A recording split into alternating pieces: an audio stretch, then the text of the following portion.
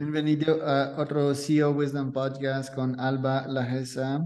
Ella es emprendedora, ella es founder y CEO at Lashes and Go. Es una franqueza, entonces vamos a hablar de eso. Ella está en España por ahora, yo estoy en México. Este pod le presenta podwire.com, que es mi agencia de podcasting. Si necesitan ayuda con empezar un podcast, escalar un podcast y monetizar un podcast, pueden ir a podwire.com. Alba, bienvenido al pod. ¿Me pueden decir un poco más sobre ti y sobre Lashes and Go? Buenas, muchísimas gracias por invitarme al podcast. Bueno, yo llevo como alrededor de 10 años con el negocio de la franquicia. La Sesango comenzó más o menos hace 10 años y además en muy poco tiempo comenzamos a ver franquicias, por eso digo que más o menos la Sesango y el negocio de la franquicia tienen el mismo tiempo. Eh, Como te comentaba, nosotros somos franquicias de belleza. Básicamente nos dedicamos principalmente, comenzamos, como ves ahí, con una pestaña, comenzamos en el negocio de las extensiones de pestañas, que era un negocio muy poco explotado o prácticamente nada explotado cuando nosotros comenzamos. La verdad que fue un momento oportuno para lanzarlo y nos hemos convertido en la cadena líder en España. Y además, bueno, además de los servicios de pestañas, fuimos incorporando otra serie de servicios a lo largo del tiempo y ahora hacemos diferentes tipos de servicios de tanto estética decorativa, que se llama, por ejemplo, las uñas, todo lo que son cejas y demás. Y bueno, recientemente hemos también incorporado un poco de estética más convencional, de tratamiento y demás. Y bueno, estoy leyendo en tu perfil LinkedIn. Empecé la empresa en una profunda crisis económica, dicen, y empezaste la empresa con 2.000 euros. Entonces, ¿nos pueden decir cómo empezaste así y cómo le hiciste para seguir adelante sin tanto financiamiento? Bueno, yo siempre digo que todas las empresas, hay algunas, casi todas, no te digo todas, todas, pero casi todas seguramente tengan una forma de adaptarse a un inicio de esa manera, un inicio muy, pues eso, como muy natural o un poco, también un poco, pues eso, como reestructurado y pequeñito, ¿no? Que nosotros realmente cuando comenzamos, por eso te decía que en profunda crisis, porque fue en el 2012, 2013. Empezamos a planificar el proyecto. Realmente la Sasango más o menos se montó en el 2013. Empecé un poquito antes a planificarlo, pero vamos, que no mucho antes. Y en España realmente esa época fue muy complicada. O sea, de hecho, yo salí de la universidad, fue tremendamente difícil incluso encontrar unas prácticas, incluso a la propia universidad le costaba. O sea, España estaba en un momento muy duro a nivel laboral, muy complicado. La crisis realmente fue en el 2008, general para todo el mundo, pero es verdad que, claro, los coletazos de la crisis realmente se notaron a nivel laboral posterior al 2008. Y, y bueno, ya te digo, yo era una chica de 25 años, entonces tenía lo que tenía y tenía los ahorros que tenía y la verdad que fue como algo fue más de reinvención, ¿no? Fue algo como de reinvención, porque yo no, yo había estudiado estética previamente, luego terminé la universidad, que hice sociología con una especialización y demás, pero aún así, pues ya te digo que las salidas laborales eran complicadas, entonces al final dije, bueno, hay que reinventarse. Yo ya sabía por el pestaña, sabía que era una cosa que no se explotaba mucho, que no había muchos negocios dedicados a ello y me lancé. Ya te digo que todo el mundo me dijo, qué locura, cómo vas a montar un negocio de ese tipo, quién se pone pestañas. Ahora como en realidad hubo mucho hate alrededor de esta empresa inicialmente, por desgracia incluso en el entorno cercano, porque obviamente era un negocio muy innovador, entonces tenía mucho riesgo. Pero bueno, como te comentaba, al final yo tenía muy poco dinero y bueno, yo monté esta empresa, tengo socios. Inicialmente somos cuatro socios, pero de los cuatro inicialmente empezamos dos. Y bueno, al final esto es un negocio de franquicias ahora y de servicio al cliente final, pero inicialmente comenzamos desde lo más básico, que es dar servicio. Comenzamos como no teníamos dinero para abrir un local, porque no teníamos ni capacidad de financiación, porque no teníamos ni siquiera éramos autónomas, bueno, lo que se llama aquí autónomo, que es básicamente darte de alta para poder trabajar por tu cuenta. Con esos 2.000 euros básicamente compré material. Yo, bueno, hablo inglés más o menos y me pude importar ese material porque además aquí en España ni siquiera estaba o era muy básico. Entonces, bueno, pude importarlo y nada, básicamente esos 2.000 euros fueron para lo típico, trámites iniciales de hacerte esa parte como de autónomo, que se llamamos aquí, como de trabajar por tu cuenta y para material. Y así comenzamos. Y nosotros aquí en España, en otros países también funciona mucho y sé que en Estados Unidos también, se trabaja mucho en explotación compartida. Eso quiere decir que tú te vas a un centro de belleza, utilizas sus instalaciones, sus clientes y vas a un porcentaje. Como inicialmente no teníamos la capacidad para abrir nuestro propio local, comenzamos de una manera como nos adaptamos, básicamente. Comenzamos de una manera que no nos supusiera a nosotras hacer una inversión. Y de ahí empezó y claro, una vez que ya empezaron o sea, el banco me empezó a ver transacciones económicas, empezó a ver ingresos, evidentemente ya pudimos ir al banco y solicitar un crédito para abrir nuestro primer local. Ok, entonces el modelo clásico es las personas que trabajan en las pestañas, por ejemplo, se pagan un porcentaje de cada cliente que sirven, no se pagan por hora, por día, por semana, ¿verdad? No, aquí ahora sí, o sea, en su momento nosotros lo Ok, hacíamos así porque no teníamos capacidad sí, para coger un local y contratar personal. Ahora sí, ok. ahora la gente que tiene tanto una franquicia como nosotros que tenemos centros propios, los locales están abiertos pues ya con todo, con el nombre, con los logos, con todo el look and feel de la marca. Ujú. Y evidentemente hay unos maneras operativos, hay que decir, claro, la cosa ha cambiado mucho del inicio, está mucho más profesionalizado, por supuesto, y ya contratamos a gente que la formamos y que trabaja para nosotros por un salario. Aquí en España, pues generalmente es diferente de que en otros países, pero aquí generalmente pues hay jornadas, tanto parciales como totales, y bueno, dependiendo un poco de las horas que les contrates, pues así también les pagas. Sí, porque yo tengo un amigo en Montreal, Canadá, que hacen eso, pero por peluquería, que corta cabello, y él sigue con este modelo que paga un porcentaje al barber. Sí.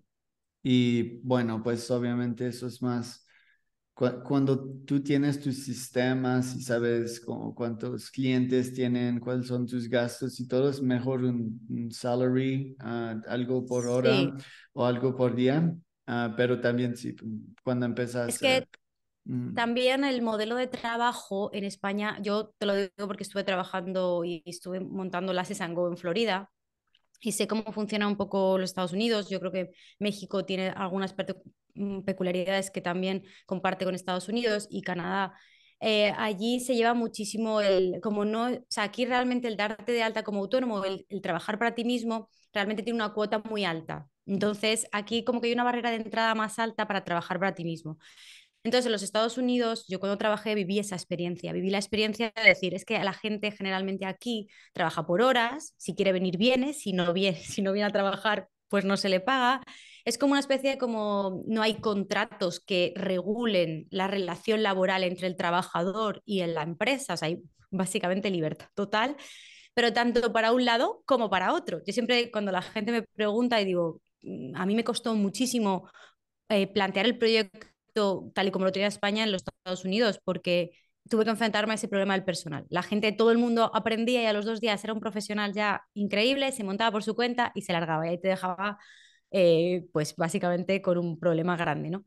Yo mm. reconozco que tuve bastantes problemas por ese sistema en Estados Unidos y yo tengo una amiga que tiene un centro de belleza actualmente en Coral Gables, en Florida, y ella inicialmente empezó como con el sistema europeo, ¿no? Porque nosotros venimos de esa regulación laboral que tienes un contrato que regula el cómo se establece tanto el salario como las horas y incluso el comportamiento que debes tener tú hacia la empresa y la empresa hacia ti, ¿no? El que se llama Estatuto de los Trabajadores y los convenios reguladores.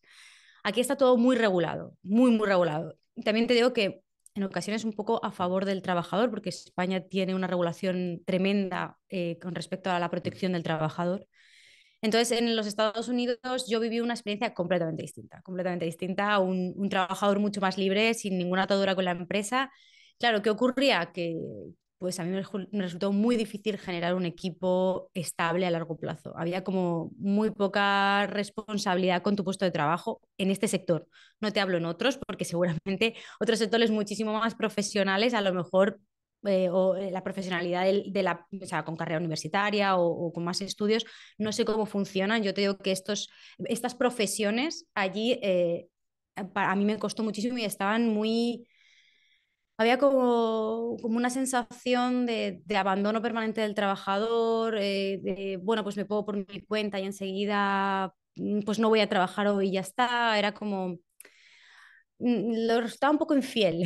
Era como que yo como europea me resultaba muy complicado. También, evidentemente, tienes tus ventajas como empresario. Si no te gusta, no la despides y no tienes ningún tipo de responsabilidad mayor con el trabajador. ¿No? Aquí en Europa tienes que pagarle un finiquito, que es unos días por días, o sea, como un pago por los días trabajados en la empresa. Tienes que pagarle las vacaciones no utilizadas, que no han utilizado anteriormente. Tienes que pagarles unos días por año, ya te digo, como básicamente lo que llamamos finiquito es como una compensación por despido. Si el despido es procedente, si el despido es improcedente, cambia esa compensación.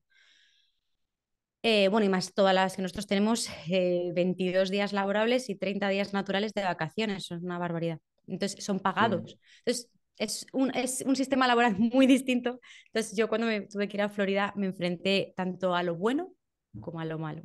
También lo hay. Ajá, pues para mí tener empleados es mucho más malo que positivo, pero bueno, le dejamos para más tarde. Am, sí, yo quiero una franqueza. ¿Cuándo hay que pagar como 50.000 euros y cuándo puedo esperar de hacer por año? Digamos que en 5 años tengo mi retorno en inversión y de ahí puedo comprar otra franqueza. ¿Cuál es el modelo? Realmente, a ver, la verdad que yo, esa parte es una de las cosas del plan financiero que nosotros establecemos, pero no hay una promesa de retorno de inversión. O sea, me refiero, nosotros cuando en España se establece y se presenta un plan financiero al franquiciado, es como una especie, como un poco, como un panorama mínimo de lo que puede ser tu franquicia y de lo que puedes ganar con la franquicia, pero en realidad no hay una promesa de retorno, ¿vale? Porque eso no puede validarse mediante un contrato porque eso tanto nos generaría un problema a nosotros como a ellos. Es Ah, sin cierto que, promesa, pero este mira, estimado sí está. te hago como un más o menos. Cuando tú compras una franquicia, normalmente la franquicia tiene unos cánones, unos royalties de entrada, ¿vale? Los nuestros van dependiendo un poco de la negociación que hagamos y sobre todo de la zona. Pueden ser alrededor de 10.000 euros o pueden ser un poquito más bajos, dependiendo si es una zona que nos interese abrir. Si hay una zona que nos interesa mucho abrir, negociamos ese canon, ese royalty inicial, porque, oye, si me apetece abrir aquí y tengo un franquiciado potencial, ¿por qué no variarlo? Pero más o menos rondan alrededor de los 10.000. Sí que es cierto que la obra, o sea, lo que es el llave en mano, que se llama, es lo que es el montar toda la estructura, tampoco tiene un precio fijo porque depende mucho de la construcción, o sea, que depende mucho. Yo, por ejemplo, para que te hagas una idea, cuando comenzamos el primer centro, nosotros hicimos una obra por 35.000 euros en un local de 120 metros cuadrados. Eso es ahora impensable porque han subido muchísimo los materiales, han subido muchísimo, y luego también aquí han subido muchísimo los salarios. Entonces, ¿qué ocurre? Que el gobierno subió los salarios mínimos y obviamente hemos tenido que ir cambiando el plan financiero porque nosotros somos una empresa de servicios y nuestro mayor potencial es el capital humano. Entonces, al final, que son nuestros recursos de trabajo. Vendemos producto también, pero de lo que más ganamos es de nuestro capital humano. Entonces, es verdad que el plan financiero ha ido cambiando a lo largo del tiempo, pero hay franquicias que se han abierto total llave en mano con construcción, royalties y materiales por 50.000 y hay franquicias que han costado 120.000 o 130.000. ¿Por qué? Porque no es lo mismo meterle una obra a un local que ya está adecuado, que simplemente le tienes que pintar un poco las paredes y ponerle alguna cosa pequeña para adecuarte a las licencias, que meterte en un local de nueva obra, o sea, quiere decir que, por ejemplo, no tenga nada, que esté prácticamente vacío y que le tengas que poner paredes, divisiones, le tengas que meter fontanería, electricidad, una máquina de aire caliente y frío, le Mm. tengas que meterle toda la, o sea, quiere decir, el arquitecto, todas las licencias de construcción. De hecho, aquí me parece relativamente mucho más sencillo de lo que fue en Florida, que para mí fue una odisea tremenda, muchísimo, muchísimo más complicado en los Estados Unidos por toda la regulación que tienen en cuanto a la construcción. Pero ya te digo, puedes estar alrededor de, pues eso, entre los 50 y los 100.000. Normalmente los 60, 70 es lo normal. Nosotros siempre buscamos locales que no tengan mucha adecuación. Aquí también piensa que los locales son de o sea, en los Estados Unidos y no sé, generalmente yo lo que he vivido ahí en los Estados Unidos es que los locales normalmente son muy cuadrados y son siempre casi todos de edificaciones nuevas que son prácticamente de los mismos metros, ¿no? Te encuentras pocos locales distintos en distribución, entonces ahí es muy fácil calcar un local a otro local. Es como, lo hago igual y lo hago igual, lo único que me cambian un poco los metros cuadrados, lo adapto. ¿Qué ocurre aquí en España? Que los locales son laberínticos porque son edificios en muchas ocasiones que son edificios protegidos, porque son edificios que tienen tantísima cantidad de años que son protegidos y son súper laberínticos. Entonces tienes que adaptar, cada proyecto es totalmente distinto, tienes que adaptar el local a cada uno de los locales, o sea, de los locales que encontremos, ¿no? Pues si encontramos uno de 40 metros, 40, 50 metros, 50, 60 metros. Pero para que te hagas una idea, nosotros movemos alrededor de... o sea, hay locales que mueven 400, 500 personas al mes, ¿vale? Hay locales que incluso más, o sea, te hablo un poco un buen mes, 400, 500 personas. Hay locales que han movido casi 700. Luego hay locales que mueven 150. Entonces, bueno, hay facturaciones que pueden rondar, hay locales que pueden rondar los 10.000, 15.000 euros y hay locales que facturan 60.000. Entonces, claro, es muy variable en función de la gestión del franquiciado. Muy, muy variable en función Mm. de la gestión del franquiciado.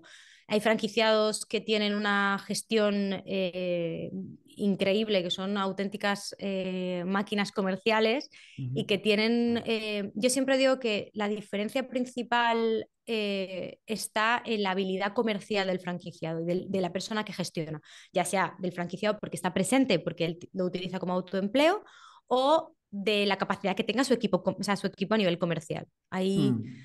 nosotros definimos siempre las franquicias como un bipartidismo, ¿no? Hay algunos franquiciados que son muy partidarios de una gestión muy pasiva. Básicamente cojo el teléfono, lo que me pida el cliente, hago lo que me diga, se va. Una gestión muy pasiva, muy poco comercial, no agresiva a nivel a nivel de gestión de ventas. Y luego hay franquiciados que utilizan su base de datos fenomenal, que intentan reenganchar a los clientes que llevan tiempo sin venir. Hay franquiciados que nosotros obviamente les formamos para que hagan eso, pero luego hay franquiciados que en su día a día, pues oye, se pasan 2 minutos por el centro, coger el sobre de dinero o lo que tengan que coger o hacen cualquier cosa y se van, ¿no? Entonces, por eso digo que la diferencia principal es la gestión. Y eso en franquicia tanto en el sector de la belleza como en el sector de la restauración, como en el sector, es totalmente Sí. diferencial. Y tú te llevas como 5% de sus ingresos además, ¿no? Nosotros no, nosotros tenemos unos royalties que son fijos, no son royalties variables. Eso Ok. también te digo que es un poco diferente que normalmente se plantea Mm. en los Estados Unidos y demás, que normalmente los royalties son más variables y luego tienen unos royalties también o variables o fijos en marketing. Nosotros Ok. ambos royalties son fijos, tanto el de publicidad como el de tal, que normalmente no pasan de los 500 euros. 500 euros un royalty fijo de explotación y los de publicidad son un poquito más bajos, o sea, incluso 350. Luego el franquiciado, si quiere añadir eh, campañas extra a esos royalties de mantenimiento del marketing, tiene la posibilidad de hacerlo sin ningún problema. De hecho, nosotros les animamos a que lo hagan porque es una de las cosas que mayor cantidad de flujo de clientes les va a traer. Sí, ¿y te pagan rentas también ellos o es incluido en el royalty fee? No, nosotros las rentas se las pagan al propietario del local. Nosotros no Porque no tenemos, le no, compran el edificio porque yo entendí que compraban el localcito. Eso hay franquicias que sí lo hacen, por ejemplo, McDonald's lo hace. Normal, McDonald's tiene aparte de o sea, al final son franquiciadores, ¿no? Ese es su principal negocio, pero bueno, no sé si es el principal, y el principal puede ser la compra de los locales, básicamente de los locales que ellos explotan y se los alquilan al franquiciado. Eso es verdad que hay muchas franquicias que tienen esa parte de negocio también de como son como realtors, como que alquilan a la gente, son como los propietarios, los landlord del local. Nosotros Porque sería concretamente no es bien nuestro como negocio. cobrarlo un poco más del initial fee, usar este fee para cash down, para comprar el localcito y cobrarlo una parte un poco más mensual, pero obviamente tendría menos franquicias y pues ya el objetivo es de crecer rápido, pero el chido como le hacen McDonald's es que cuando tienes muchas propiedades pueden pedir cantidades gigantes de dinero para crecer su negocio más. Porque los bancos prestan dinero por real estate, Mm. es asegurado. ¿Qué opinas sobre eso? Bueno, obviamente sí es una parte del negocio de la franquicia. Yo no, vamos, ojalá. Lo que pasa es que tu capacidad, claro, tu capacidad tienes que comprar esos locales. Aquí en España lo vería un poquito más difícil. O lo vería un poquito más difícil porque la mayoría de los propietarios de esos locales son gente que ha heredado esos locales. O sea, claro, piensa que en Estados Unidos lo visualizaría un poco más, e incluso McDonald's aquí también, pero porque aquí McDonald's, cuando crea los McDonald's, generalmente bueno, hay McDonald's en edificios protegidos, que estoy segura que esos locales no son, o no, puede que no sean suyos, puede que sean alquilados. Pero es verdad que en ocasiones cuando McDonald's genera un local, lo genera en zonas donde ellos crean todo el edificio, ¿vale? Entonces es más sencillo. Yo aquí lo veo un poquito más complicado el hecho de poder meterte en ese negocio del real estate por ese motivo, porque al final esos locales que nosotros estamos alquilando son propiedades, herencias de gente, que son edificios que pueden tener 150 años. Entonces, Mm. sobre todo en las zonas céntricas, porque normalmente los Lashes and Go están muy céntricos en las ciudades grandes y aquí las ciudades grandes son, ya te digo, edificios históricos, la mayoría. De hecho, es uno de los principales problemas que tenemos, incluso para poner todo lo que es los logos exteriores, todo lo que es la carpintería de aluminio, tenemos muchísimos problemas porque incluso no te dejan porque los edificios son protegidos. O sea, para que te hagas una idea que el negocio es un poco diferente, aunque no me parece malo, ¿eh? O sea, yo si pudiera y tuviese liquidez suficiente para comprarlo, me parece una buena alternativa. Sí, necesitaría casi un socio que se dedica 100% al real estate en este caso. Total. Mm. Tengo otras preguntas para ti. Tuve otros CEOs y fundadores de franquezas este año. Un chavo que hiciste como un modelo de barbershop, pero pues, o de hairstylist, se pueden decir, y Ujú. su modelo es el corte de 15 minutos. Entonces lleva y es 15 minutos cada vez. Él tuviste idea por ir en Japón. En Japón es muy popular este modelo y vendí su negocio creo por 30 millones este año o algo así. Creció en como 200 ubicaciones. Si quieres te puedo conectar con él, pero el punto es que Ah, él sí, tuvo un genial. sistema muy preciso y por eso pues es atractivo por inversionistas, como compro tu negocio y pues ya se sigue funcionando y todo. Mi pregunta para ti es si ha pensado en un modelo así, quizás que pueden involucrar menos empleados y más robots. Yo soy obsesionado con todo lo que es automatizado, un haircut que te la hacen un robot y todo está calculado y pues previsible. ¿Ha pensado en un modelo así para sistematizar tu negocio? Bueno, por supuesto, yo además uno de mis socios es informático y tiene una pura obsesión con igual, con hacer todo como muy sistemático, evitar evidentemente toda la entrada de capital humano que genera muchísimos gastos para la empresa, aparte de todos los errores que se puede cometer, ¿no? Pero es verdad que los servicios de belleza que nosotros hacemos son servicios de belleza como muy manuales, ¿no?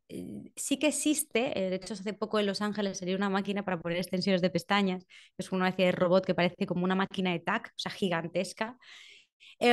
Todavía, yo imagino que la industria tirará por ahí y con los años, pues esa máquina que ahora te pone cuatro pelitos, el día de mañana seguro que es mucho más profesional que cualquier técnico y ahorra muchísimos disgustos y bajas y de todo. Pero de momento es verdad que es una cosa que está poco desarrollada, ¿no? La industria al final, yo no creo que a lo mejor se enfoque tanto en este tipo de servicios, porque además las mujeres buscan mucho la experiencia. O sea, nosotros siempre decimos que o sea, no vas a ganar más con el mejor técnico, sino con el técnico más simpático. O sea, la gente realmente en este tipo de servicios de belleza, las mujeres, generalmente que son el 99% de las consumidoras, buscan otro tipo de conexión emocional con la persona que les realiza el servicio. De hecho, uno de los principales problemas que tenemos operativamente es que la gente quiere volver con esa persona siempre.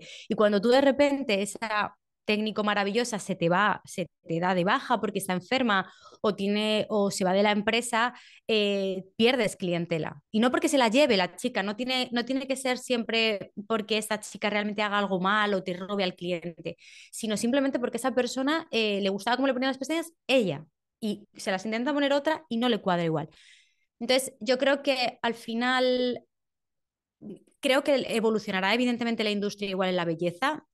Con los años nos haremos las uñas con un robot, estoy casi 100% segura, pero sí que es verdad que las mujeres buscan experiencialidad en todo esto, buscan conexión emocional, buscan una conversación. Entonces yo creo que quitarle toda esa humanidad al servicio, no sé hasta qué punto podría dar mucha más rentabilidad, pero seguramente a lo mejor hay mujeres a los que directamente no les cuadra.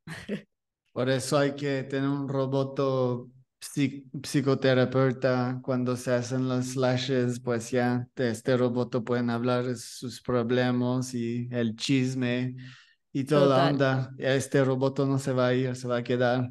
Ah, Sí. pero ya, yo entiendo porque sí, cuando voy para cortar mis cabellos también es una experiencia para relajar, ¿no? No estamos trabajando sin el cel, entonces ya entiendo este punto. ¿A dónde podemos conseguir más información sobre Lashes and Go, Alba? En la página web de lashisandgo.com tenéis también en el caso de que queráis más información sobre la parte de franquicia, obviamente los comerciales de franquicia seguro que también os pueden ayudar más que yo. Tienen una parte de franquicia que podéis aplicar y podréis conseguir mucha más información sobre el modelo de negocio, el plan financiero y demás.